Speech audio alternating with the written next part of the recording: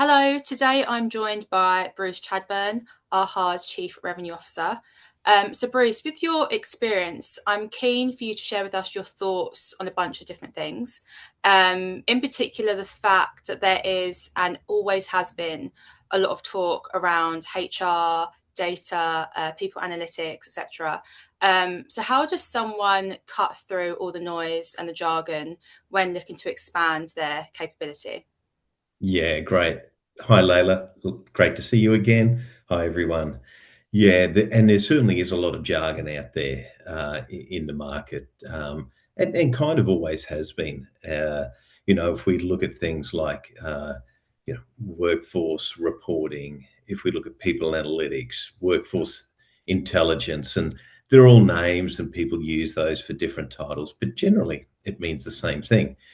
Organizations have invested a lot of money into HCM suites that are capturing all of the transactional data that we need to manage our workforce. And what we want to do is to actually get a return on investment from those HCMs. Best way is to utilize that data set. So if I look at all of the different terminologies, it all pretty much means the same thing. Utilizing the HCM suite that we've got, getting those transaction data points out of those systems, and then turn that into information for us to make better decisions now and into the future as well.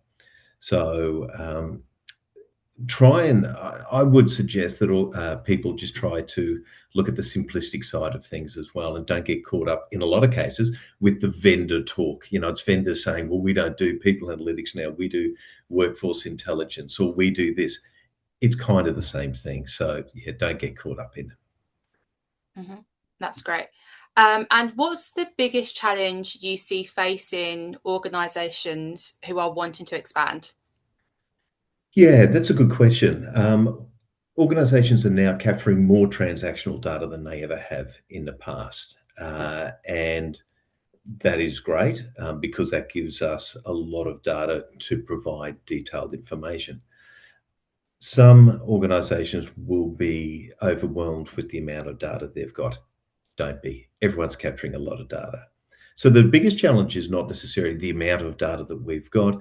It's not even what systems are we using. It's really the biggest challenge I see, and you don't hear this a lot, especially when it comes to vendors out there providing people analytics solution, is actually the internal misalignment between HR and IT. And what I'm thinking there is the fact that IT have a job to do. They're all about systems, they're all about data, keeping control of that data, secure governance. And in a lot of cases, they want to be able to do that confidently, and that means to keep the data inside their four walls. HR sometimes look outside and go, okay, what's available in the market? And there are options out there for HR, but that and those options tend to then clash with IT because HR wanting to utilize options, and we'll talk about this in a minute, I think, and whereas IT want to keep control. So it's that HR versus IT discussion that I think needs to happen. Mhm. And what are the broad options available to organisations looking at building capability? I knew you'd ask me this. So certainly from a technology perspective, a lot of organisations are using tools like Power BI, for example. The IT have made a decision and a strategy to go down the Microsoft path, and so organisations are using tools such as that. Now that is a great option. So organizations can build it yourself, and you can basically get skilled people, highly skilled people to come in and build dashboards and then insights and AI layer over the top of that, which is great. There's a big step to what a lot of people think is, so you can do it yourself or you can go to a large SaaS platform.